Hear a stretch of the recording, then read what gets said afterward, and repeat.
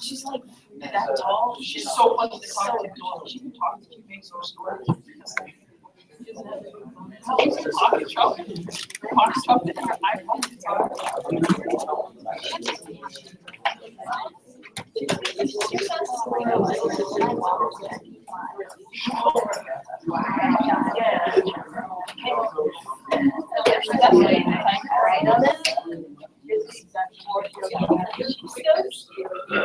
So both of you guys are with her. You're welcome to have seats.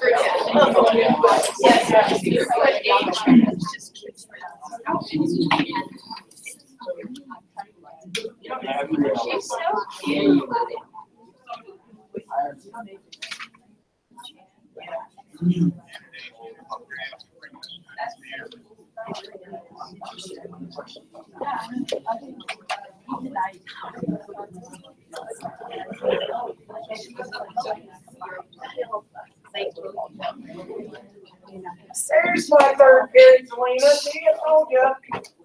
Because I'm just checking. Travel out or something.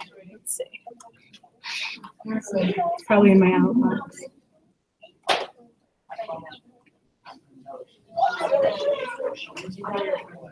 I love you. Prepare ahead of time, and then that happens. No, you're doing good. You're doing good. That's okay. You know how to process it. It's in the sent file here. Okay. So I just want to make sure I can get on it too. Just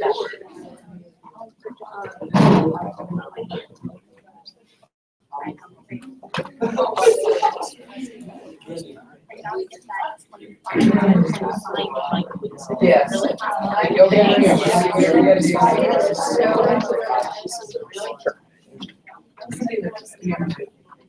I have it on my.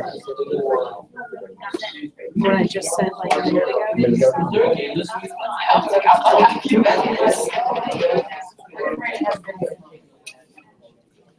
Like right now. Right now. Come on in. There's lab schools all around the lab area. Come up back there. Go all around. Okay, cool. You might want to go this way. Or sit there. There's the lab schools in the back. Sit there. Hey, oh my God. Come on in. He's part of our system. Where do you guys go? They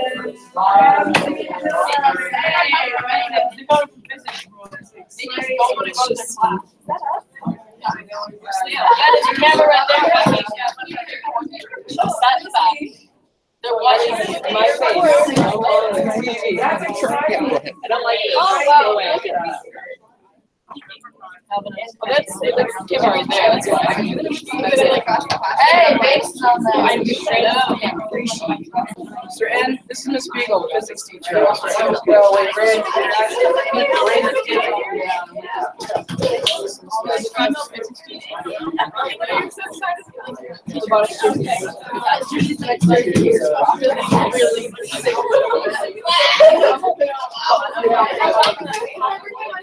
You guys have enough? Oh, we just paid. Oh, really? Okay. I'm down with that. You can. I'm gonna say, you want to just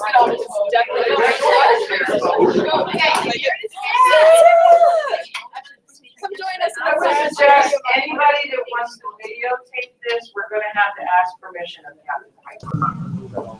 And what do you think?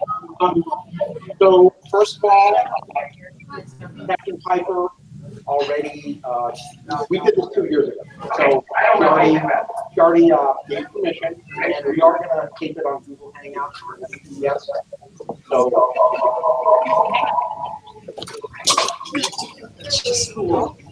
Okay.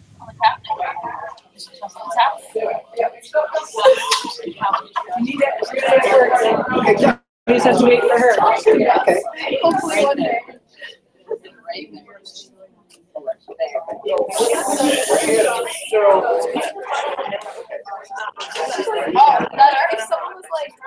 Okay.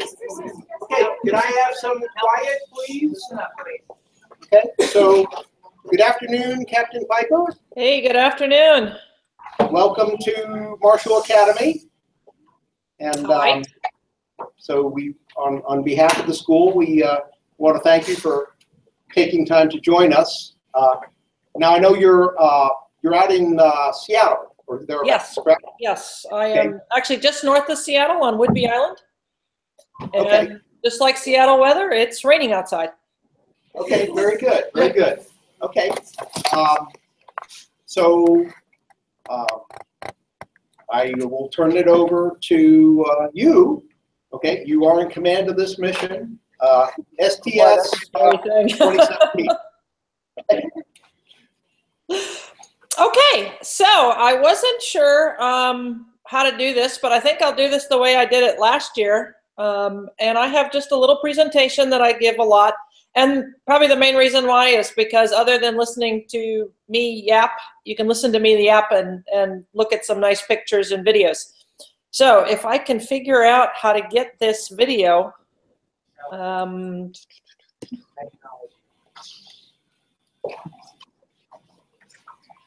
screen share, there we go. We have our tech spec here, Miss Kim, who could probably help you. Okay. Okay, Yeah. I think I got it. Do you guys see a picture of somebody up in space? Yes. Yeah. Okay, that was me. That was my first flight, and so as you can tell, I got to do spacewalks. But before I get ahead of myself here, so I just call this little presentation my story, and that's what I'm going to do. I'm going to tell you my story of how it is I got to be an astronaut and what it was like to be up in space. So if that sounds good, let's go ahead and get started. Okay, so this is me about the same time as you guys, back in high school. We had a quiz show, High School Bowl, and so I was, yes, I was an overachiever in high school, and I was part of the trivia team. I did other activities. So I kind of knew that I was going to go on to college, but I wasn't really sure of what I wanted to study in college. And so lucky for me, I graduated from high school in 1980, and probably in the late 70s was the first time they were really made a big push to get girls involved in science, and more specifically engineering. And I was really good in math. That was probably math was one of my strongest subjects. Interesting enough, it was math and foreign languages. Both my parents came from Europe, so we spoke German and Ukrainian at home. So foreign languages came really easy to me. And then the other thing was math and science. But I wasn't sure what do you do with a math degree? And like I said, lucky for me, they were trying to push engineering. But the first time somebody said, hey, you should be an engineer, that's what I thought of. Because my dad actually worked for a railroad company. He worked for Burlington Northern Railroad. And so anytime anybody mentioned engineer, I thought of the guy driving a train. But no, and today, if you told most people to be an engineer, that's not what they'd think of.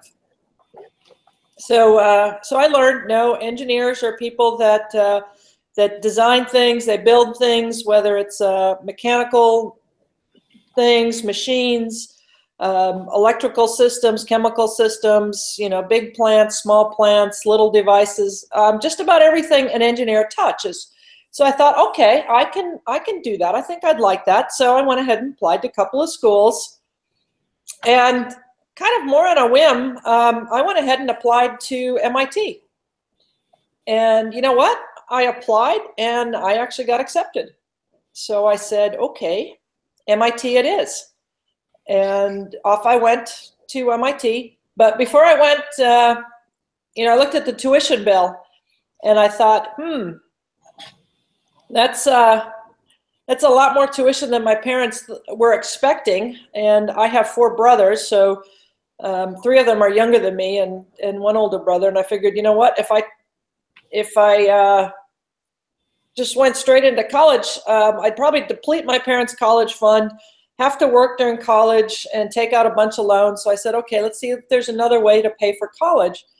And sure enough, ROTC is one option. And I figured, okay, I can spend 4 years in the military. Now it's a minimum of 5, and more than likely you'll be spending more than 5 years because they changed it so that your 5 years is usually after you finish your schools, whatever schools you go to in the military, like if it's flight school or sub school or something like that. But I thought, I could spend that time in the military. They pay for my college, and okay, seemed like a fair trade. So I went ahead and I took the ROTC scholarship. Didn't know much about it. I ended up settling on the Navy just because the Navy had more options. At least I thought they did. I figured, okay, I can go on a ship. I could, fly in the Navy.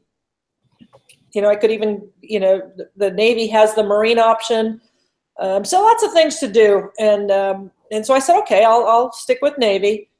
And after my freshman year, I was all set to go fly for the Navy. That was going to be my plan. I learned about naval aviation, and I said, yes, this is what I want to do. Because I also had a fascination with flying. As I mentioned, my mother was from Germany, and every couple of years, so maybe like 3, 4 years, 5 years, somebody in our family would go to Germany. And I remember going to Germany when I was 9 years old, and sitting in the airport and just watching planes take off and land, waiting for my plane. And I thought, wow, this is the coolest thing. But I never really figured out, how do you go learn to fly? So when I got the opportunity with the Navy, I thought, hey, this is great. I'm going to go fly in the Navy. And that worked out fine until right before I got commissioned, and I found out that I failed the eye test to become a pilot. And so I said, well, I got to find something else to do in the military. And you know what? Navy diving looked like a good option. And so I went off to Navy dive school. I kind of went in there not really knowing much about Navy diving, and found out that, being able to swim is good. Being comfortable in the water is really good. But they definitely was not the kindler, gentler way to learn how to dive. But found out that even though you may think it, their goal is not to kill you. Their goal is to make you really, really comfortable and safe underwater. And once you realize that, and realize, you know what, the body can take a lot. You can hold your breath for a long time, and you just hold your breath and stay calm. And yes, you will get through it. And yeah, you had to, there's a lot of work physically, but I made it through. And then I went out into the fleet, and I did ship repair. I did underwater ship repair, and I did some salvage. And I actually really liked what I was doing. My first initial commitment with the Navy, my 4 years came up and went, and I said, okay, I'm going to keep doing this. And I said I was going to keep doing it until I either didn't like what I was doing, or it was going to get too hard to get stationed with my husband, who was also in the Navy. And so I stayed in. So along the way, I learned about NASA and the NASA astronaut program, and found out that, well, you don't need to be a pilot to be an astronaut. The first thing NASA looks at is, what's your college degree? And I had, both actually a bachelor's and a master's in mechanical engineering. So okay, got that block checked. The next thing they do is they look at, what is your work experience? What do you do that would make you a good astronaut? And so I figured, okay, I'm fixing ships. And so why can't I go from this picture to this picture? Kind of makes sense. Just have a different suit.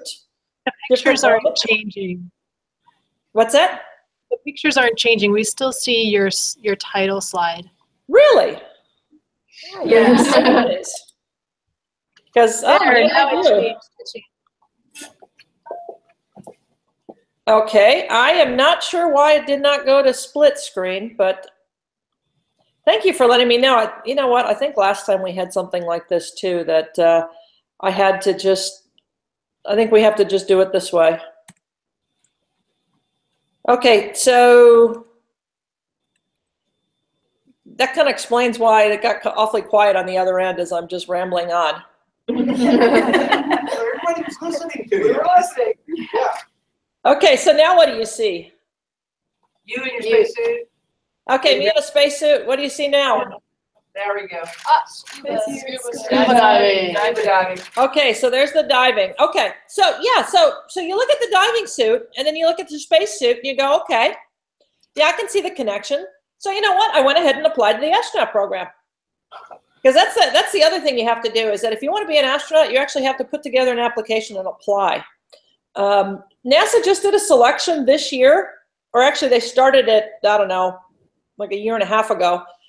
And they opened it up, and I think this year, because they opened it up on the internet and everybody just applied directly to NASA on the internet, they had 18,000 applications. And even when they had to kick out the number of people, because you know everybody applies, because everybody thinks, yeah, what you know, what do I have to lose? I'll apply. And you know what? A third of those people that applied didn't even have the right college degree, or didn't even have a college degree. But even so, they had 12,000 applicants that met the first requirement, and then most people that have that degree, you have some sort of work experience, so they start whittling it down, and they ended up selecting 14 or 12. They ended up selecting 12. So that's pretty stiff competition. But so I went ahead and applied. And you know what? The first time I applied, I got a letter back that said, thank you very much, but please try again. So I did. And second time I applied, I got a call for an interview. I said, hey, this is great. Went down there and found out, you know what? There's a lot of really smart people out there that want to be astronauts. And these are people that have been trying for years. And I figured this was only my second time around. So I thought, okay, I got a great physical from NASA, and I got to see Johnson Space Center. I got to learn more about the space program. So, I'll be smarter the next time around. But lo and behold, about 3 or 4 months after my interview, I got a phone call from NASA that said, come on down. And so that's when I started my astronaut career. Went down to Houston, ended up spending 13 years with NASA. I made 2 space shuttle flights. And both of them went to the International Space Station, got to do spacewalks. So let's see, let's go to,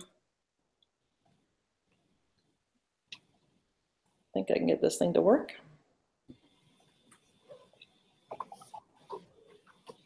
So this was my first flight. Do you see a video? Yes. Okay. Ever launch director. Okay, Mike. Okay, Fergie, vehicle's in good shape, the weather's beautiful, and so on behalf of the entire shuttle launch team, good luck, Godspeed, and have a happy Thanksgiving on orbit. Kudos to your team, Mike. It's our turn to take home improvement to a new level after 10 years of International Space Station construction. Endeavor's ready to go. Copy that. Thank you, sir. Endeavor OTC, close and lock your visors and initiate O2 flow. That is in work. All right, we'll do it. Get a quick comm check.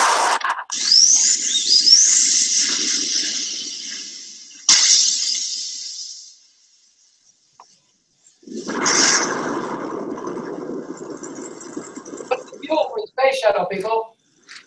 Which element? It begins with an H. It's not helium. Good. Oxygen's not the fuel.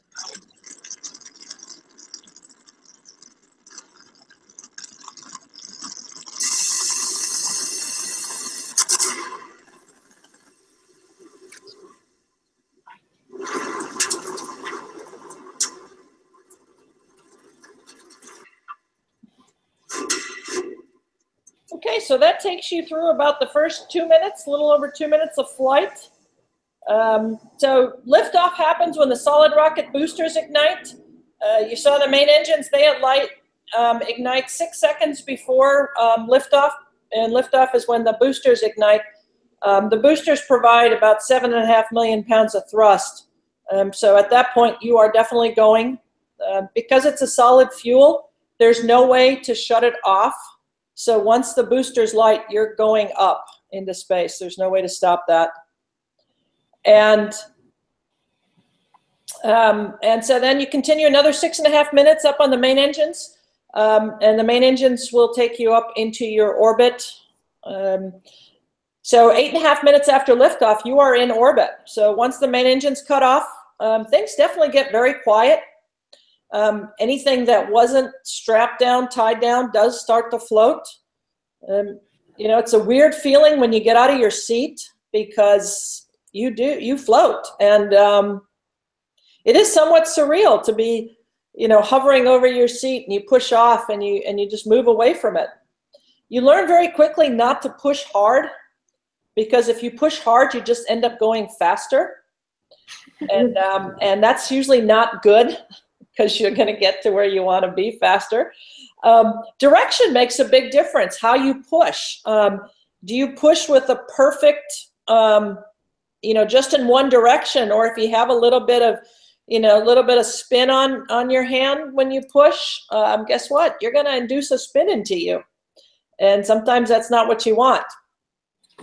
So it takes a while to get used to in the space, but human body is great. You learn to adapt. And then the next, you know, the way the shuttle's profile is so you launch up into orbit and you launch really late in the day. So your first day in space is really, really short. I was always surprised. They have you go to bed 6 hours after liftoff. And that first night, it was just really hard to sleep because you're so excited being someplace new and the schedule says, okay, time to go to bed. The next day you wake up, you have a lot of checkout. It's also time to get used to being in space. Some folks might not feel so good. And so hopefully that's not you. I got lucky. I never felt bad going into space. Coming back is when I felt weirder than going up. So that was an interesting thing. Let's see, what did I put next? So then you dock to the International Space Station, and both of my flights we did spacewalks. This one's my first flight. Let's see if I can figure this out. There we go. So my first flight, we were a construction flight going up to the space station. So we brought up a big section of the space station into space. Pretty much everything from the crew member there to the left is what we brought up. And you know what, when they were building out the space station, NASA realized that, you know what, it's just a lot easier to send an astronaut out in a spacesuit to do all of the activation. You know, you hook up power cables, hook up cooling cables. This contraption there that we're pushing out, that eventually becomes solar arrays. If you can imagine, these two arms swing out. That's the center section of the solar panel, of the solar array assembly. You know, so there were two of them, one on each side. You know, my partner goes out, he pushes his side, it moves really well. He says, Heidi, this will be really easy. I get out there to do mine, I go to push it, and it did not budge. And it, you know, that's just something with, you know, depending upon, you know, cooling, heating of the metal, you know, the load on the structure, things can change in space. And excuse me? Sorry, that was just a walkie-talkie. Oh, okay. You know, so things never work out in space the way you want it to. So that's why you just have to get real flexible. You know, you're training on the ground. You do all your training for your spacewalks in a pool, because being neutrally buoyant in a pool is like being, you know, very similar to being weightless. Big differences. I always thought the pool workouts were or pool training sessions were much harder, because you had to deal with buoyancy and gravity. And, you know, being upside down in the pool was just not comfortable, because it's like being upside down on the ground. But you're in a suit, so you're perfectly fine, but you're still standing on your head. You get in space and it's great. You can get yourself into any orientation you want and you don't feel any different. But the big difference is in space, you don't have gravity, so things aren't going to stay quite as nice as they did in the pool when things do hang a little bit. You have space all around you. You know, you can look down and you can see the Earth going by. A little distracting. But you just go on, get your work done. Here's my one lesson in how things really don't go as planned. This was on my second flight.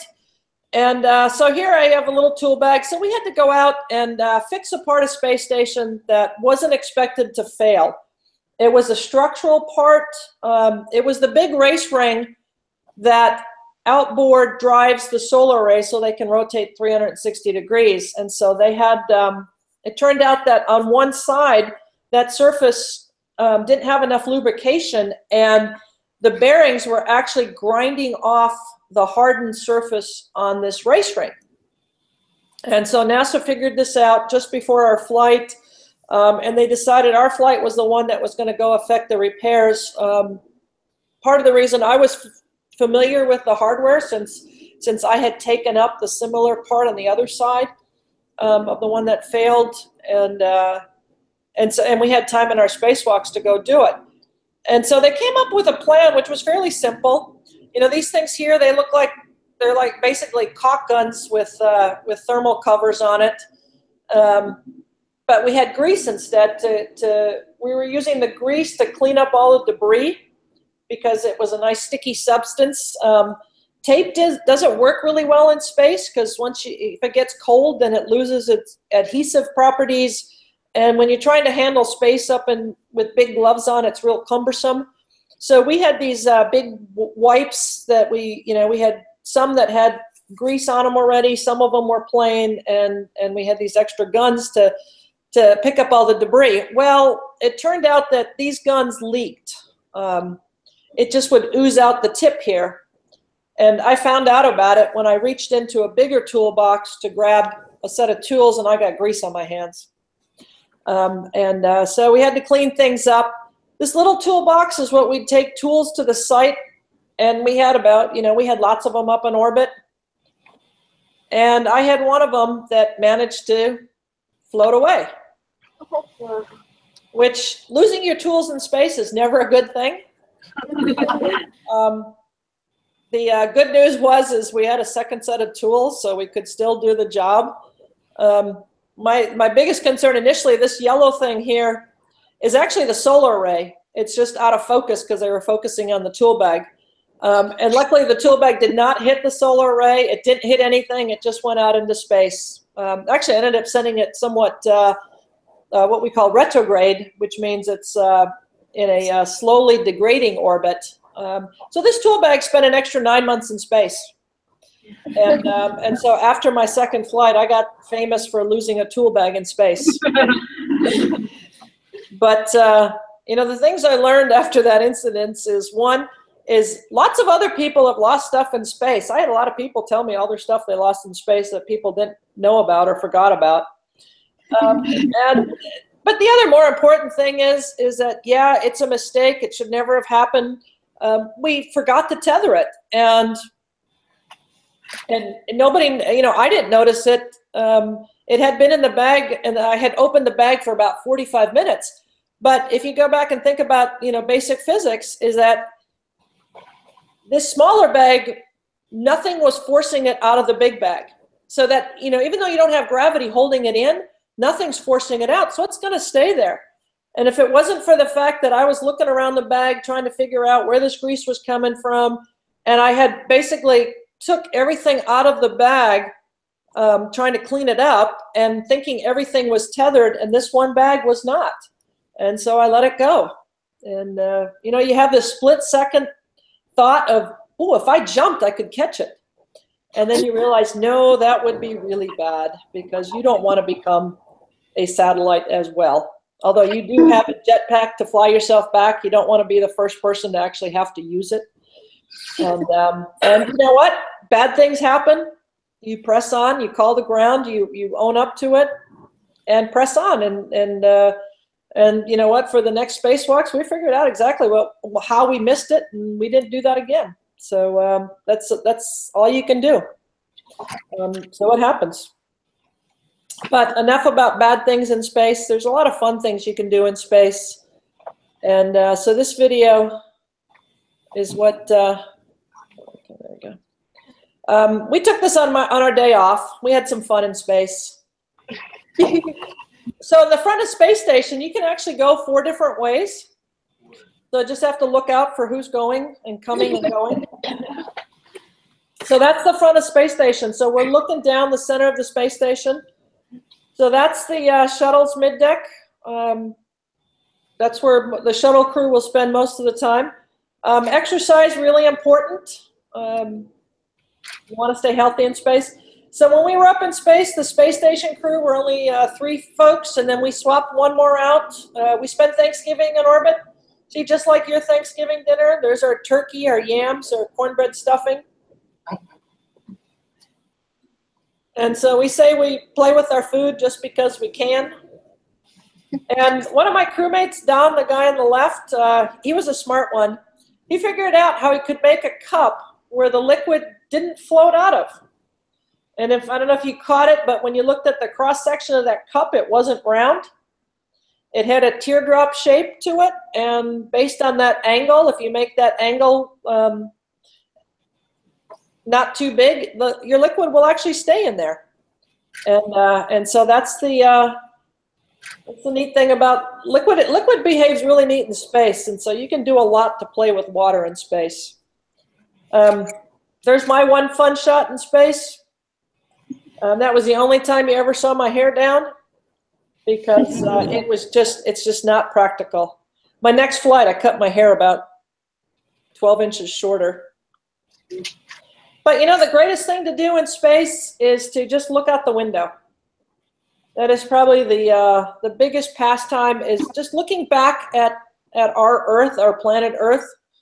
And what I always found amazing is that, so you look at the Earth, and even though this shot has a lot of brown in there, that's you know, landmass, vast majority of the time you looked out the window and all you saw was blue, because you know, 70% of the Earth is covered by water, and when you look down on the Earth, yeah, 70% of the time, or 70% of what you're looking at always seem to be water.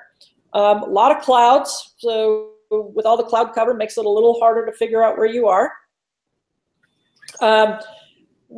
You know, we don't really have a sky in space. You know, you look away from the Earth, you look up, and what do you see? It's black. There is no blue sky in space, because that blue color comes from our atmosphere. And if you look at, so we don't see the Earth as a single ball, because space shuttle, space station is only in an orbit of about 200 nautical miles. And that's not high enough. We're not far enough away from the Earth to see it as a single ball.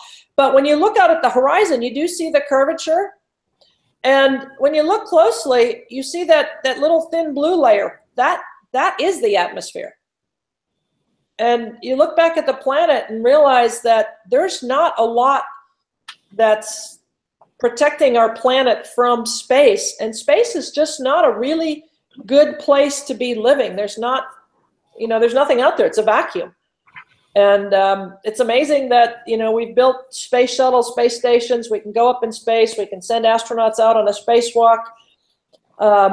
So we can do it, but it's not something you're going to do for everybody who lives on space. Lives on Earth, if you can't live on Earth anymore. And it really gives you a good appreciation for our planet and the need to protect our planet, because it's the only one we have. So space shuttle doesn't stay up in space forever. And so then at the end of the mission, time to come home. My flights, my first flight was in space for 12 days. Second flight was in space for 16 days. So at the end of that time, you just get all your space stuff out that you used for launch, but didn't need on orbit. put everything away that you did use on the orbit and you don't need for launches and landings, because just like on an airplane, you know, you have to stow all your carry-on and everything and get in your seats. And so we get our seats back out. We don't need them in orbit, so we put them away. We hide them in the corner someplace. You know, the parachutes are there. There's our space suits. Everybody gets their space suit. Hopefully you didn't lose anything up and on entry, you know, on ascent, because you need everything to get back again. So hopefully you had all your same piece parts. Get everybody put together in the spacesuits. Those spacesuits were something that they added after the Challenger accident that was back in the 80s. And that was just to give us an opportunity that if we had to bail out of the vehicle, we could. That was a shot of mission control. If you noticed on the screen, the flight plan went to, the little line went to the eastern or the western coast of the United States, because that's California, not Florida. The day we were supposed to land, weather was awful in Florida, but was really good in California. As you can see, it was a beautiful sunny day. And so they kept us in orbit for 2 more revolutions, and then we were able to key in California as our landing spot. So there's us coming in. That's a shot out of the pilot's HUD. If you look at the numbers, if you can see, that's, you know, 240 and 40. So we're like 240 knots at 40 feet off the ground. If you know anything about flying an airplane, most commercial airliners come in at about 130 knots for touchdown. Our touchdown's about 200 knots. And that's primarily because for the weight of our vehicle, our wingspan is actually really small. And so we just need to come in faster to maintain the lift. Because at this point, we also have no engines. So our speed is strictly based on us slowing down from our orbital speed is, you know, 17,500 miles per hour. So to go from 17,500 to, you know, a little over 200 miles per hour on touchdown. Parachutes there to help slow down. It's something they added afterwards on later shuttle flights. It helps slow us down so that we don't have to use our brakes as much, and because they were concerned about the brakes getting hotter than they anticipated. So we roll out to the end of the runway. Takes us about an hour or so.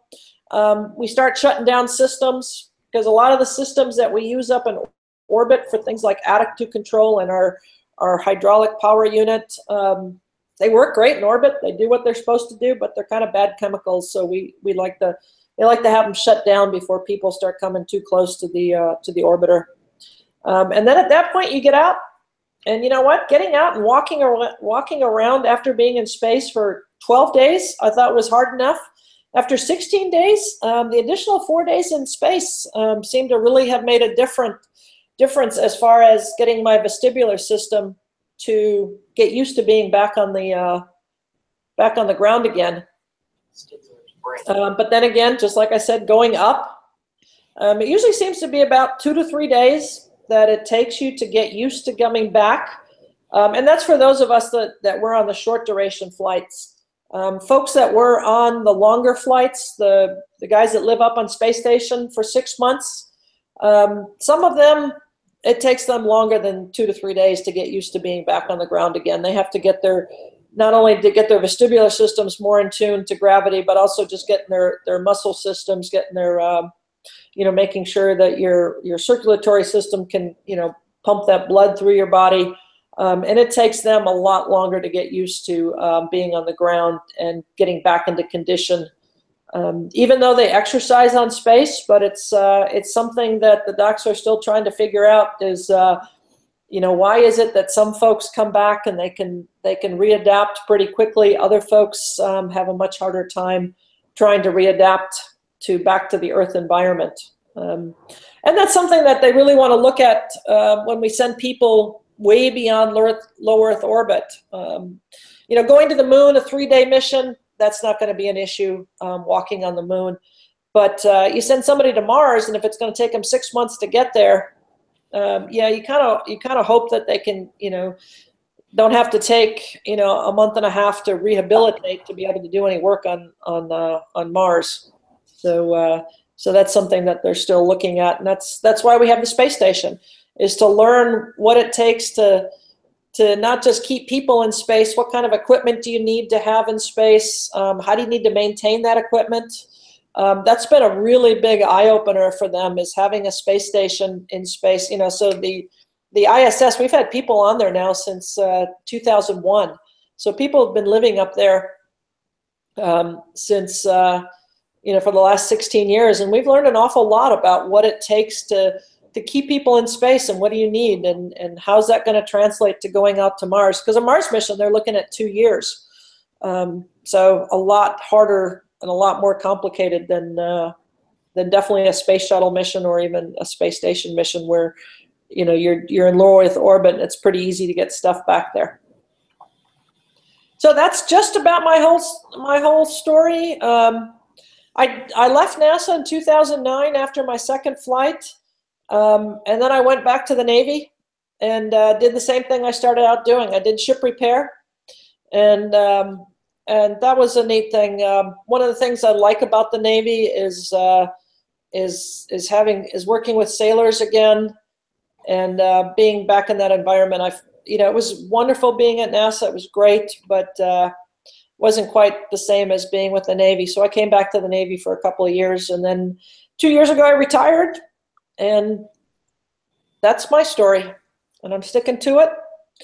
And I hope it gave you guys something to think about things you might want to do in the future, and what it is you need to start doing now and start thinking about, so that you need to set yourself up. And then just realize that, you know what, going up into space was you know, I can definitely say it was one of the highlights of my career. But I think even if I had taken that little segment out of my career, I really actually liked what I was doing in the Navy.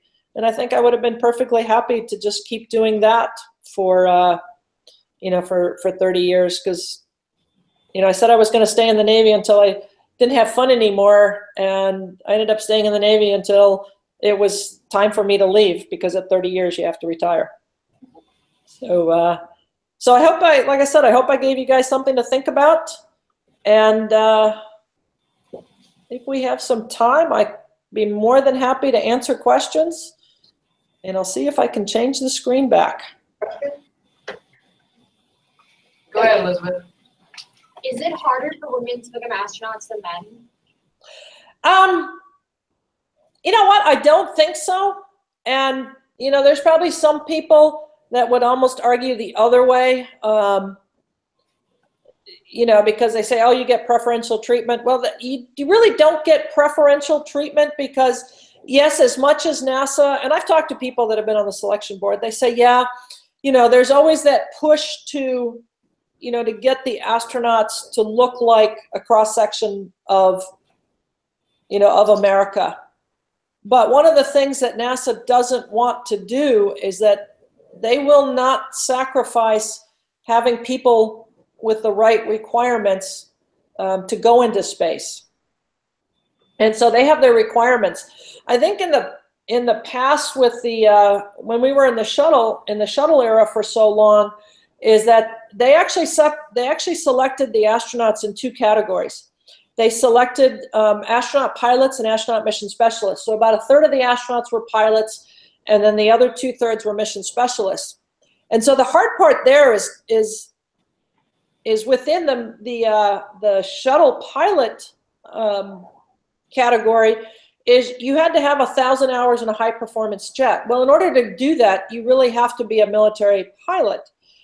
And we just didn't have a lot of female, you know, pilots that had that background and had been through the military pilot test school. And so that part really hurt the numbers, because out of all the pilots that NASA had selected, there were only 3 women that got selected as pilots, and 2 of them went on to become commanders. And so that part of it was a little more difficult for them to get into. Some of the things that I did, like the spacewalks, you know, the spacewalks didn't make it easy for women, primarily because you had to wear that big bulky suit. and you needed that suit for your protection, because you have to, not only do you need, you have to have a pressure environment, because you need an atmosphere around you, and so the suit's got to be able to contain that, and it's got to, and the suit's designed to withstand 4.3 psi, which doesn't sound like a lot, but it is significant. And then you also need, a thermal barrier. You need protection against, abrasions. You have, micrometeorite layers on there, so that if anything, there's stuff out there, and if it hits you, you don't want to poke a hole in the suit. And so because of all of that, it leads to that suit being big and bulky. And the reason it's harder for women is because, if the average female is only 5'5", 5'6", it's going to be a lot harder for you to work in that suit, even though there are different sizes. But even with the smallest size that they have, it's going to be harder for you to work in there than somebody who's 6'2" and has a longer arm span with you, because not only do you have the suit, now you take your tools out there, and all your tools out, guess where they put them? All in the front. So now it's just harder to work, and that part does make it harder for women. But like something I learned in dive school is that the physical part does make it harder for women, but there's nothing that says women can't do pull-ups. I mean, I think, gosh, when I was in high school, people were talking about, well, women just can't do pull-ups because they don't have the upper body strength. No, yeah, you can do pull-ups. You just have to work harder to be able to do them. And then a lot of the other part is you have to, okay, so if you're not the strongest person physically, you have to bring something else to the team. And whether it's, intellectual or your planning skills or something else. And that's what I learned, being a diver, because it was probably harder to become a Navy diver than it was to become an astronaut for a woman. And part of that might be cultural, part of it is physical. But from what I learned is that, if you bring something to the team that most of the other folks don't have, then you're going to become a valued member of that team, even though you're going to be a little bit weaker on the physical part. Yeah, I'm not as strong as a lot of the other guys on the team, but you know what? I also was not the weakest member of the team. So I hope that answers that question. Oh, look, we're back. Any other questions? So any other questions? Calvin. Did seeing the Earth from space change your perspective on life? Yeah, it does. It does. As I mentioned earlier, is you look at the Earth and you realize that this is our only planet we have. And there's not a lot protecting the Earth from space. It's an amazing planet that we have, that the way the Earth, is, it's got an atmosphere, it's got, we have natural resources on it, but it's the only planet we have. And so if we don't take care of it, there's no other alternative.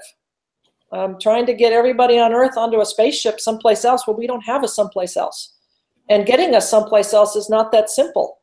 It's hard enough just getting people off of planet Earth into low Earth orbit. That's hard enough. So it really makes you appreciate what we have here on Earth. Others? Go ahead, Bill. Do you lose your sense of night and day in your space? Yeah, your sense of night and day. So night and day as we know it on Earth is, obviously day is when the sun is up and night is when the sun is down. And the space station, space shuttle are in Earth's orbit. So which means we're going around the Earth. And it takes us an hour and a half to go around the Earth. And so in that hour and a half, you get about 45 minutes of daylight and then about 45 minutes of nighttime when you're on the backside of the Earth. And so you can't do any meaningful work in 45-minute segments. So we just, we work according to the schedule, what the schedule says. And the schedule is built in, NASA builds in 8 hours of rest, which is your sleep period. And they really do stress to folks to get that full 8 hours of rest, because if you don't, if you're like most people where you need somewhere between 7 to 8 hours of rest, if you don't get your rest, after a while, you're going to get tired. And usually when you get tired is when you start making mistakes. And NASA has done all kinds of studies on, you know, circadian rhythms and what it, when people don't have any cues of light and day, what do they fall back on? And they actually find that, some people's circadian rhythms is actually about 25 hours. But they don't put us on a 25-hour schedule in space because guess what? We have folks on the ground that do support us. And if we do that, then we're going to end up getting way out of sync with people on the ground. So they keep us on a 24-hour schedule just like they do on Earth. And we go to bed when the schedule says go to bed. And so the key there is that when it is time to go to sleep is you have to make your sleep area pretty much as dark as possible and keep out any light. On the space station, that's easy enough for them to do because the individual crew members on the space station actually have their own sleep stations, which is, you think about it as having your own room that's, the size of a coat closet, and you hang your sleeping bag in there and you have your personal things in there. And most of the ones on the US segment are built without windows, so staying dark isn't too difficult to do. The Russians put a porthole into their sleep stations, but they can block them off. And we did the same thing on the space shuttle.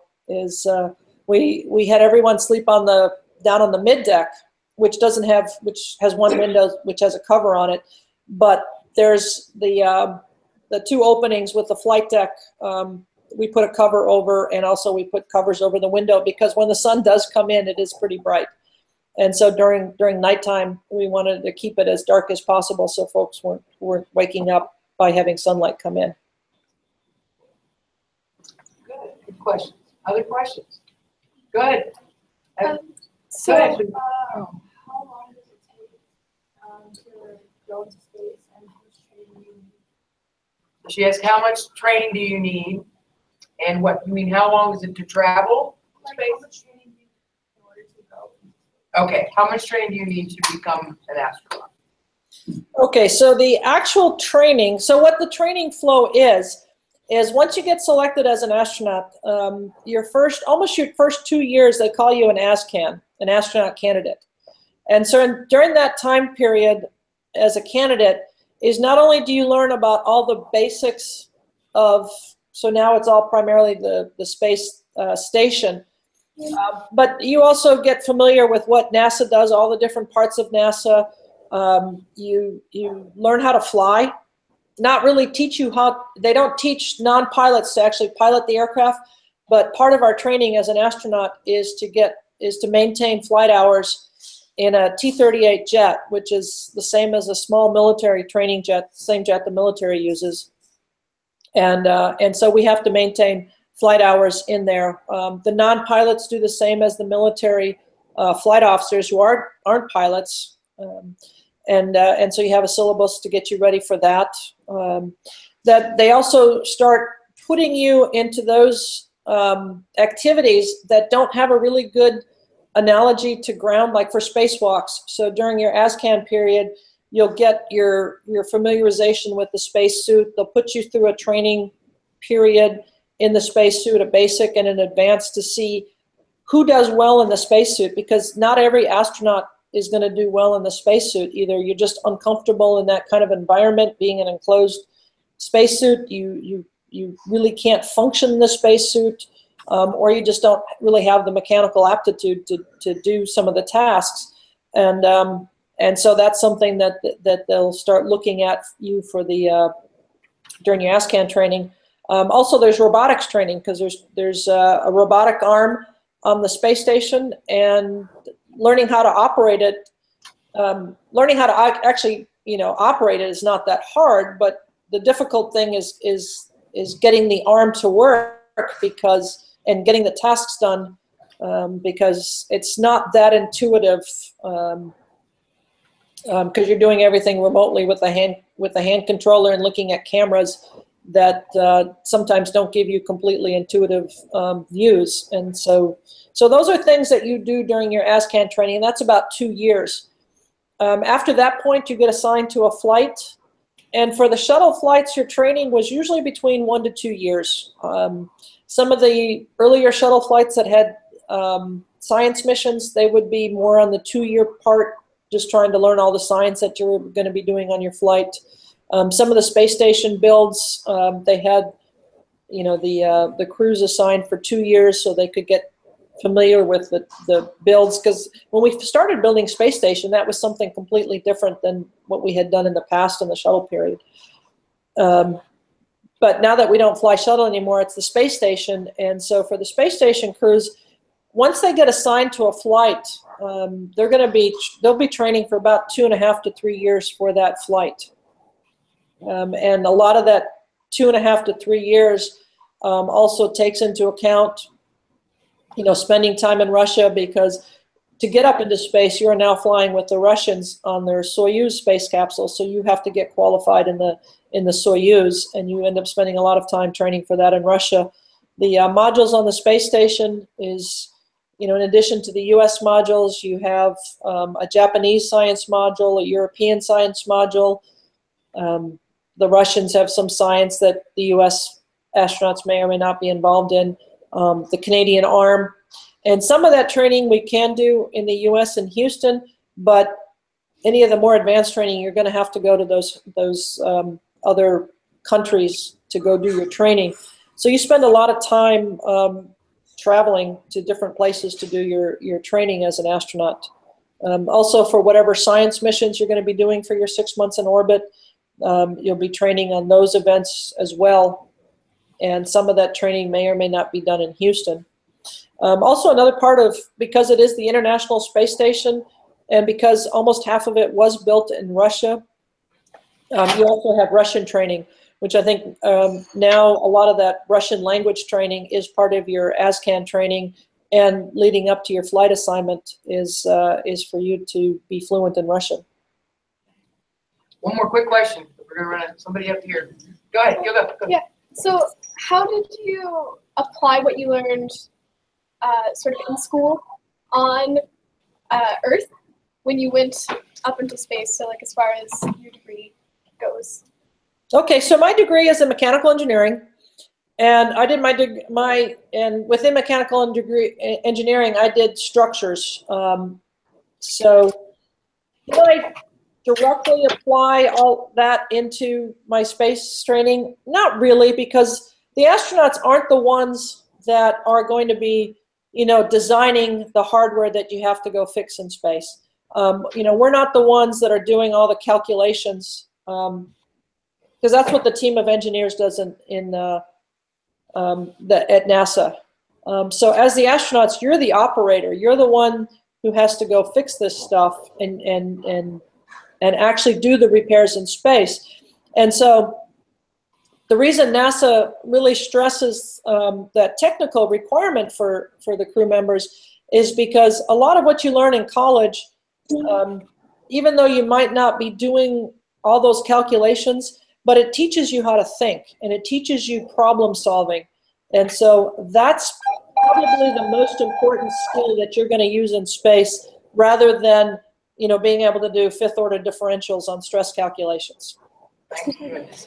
Thank you so much for your time, Captain. Thank you so much.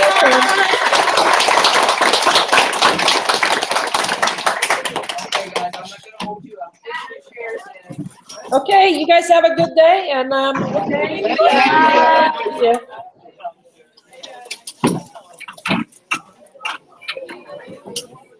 I'm just over here. Okay, bye-bye.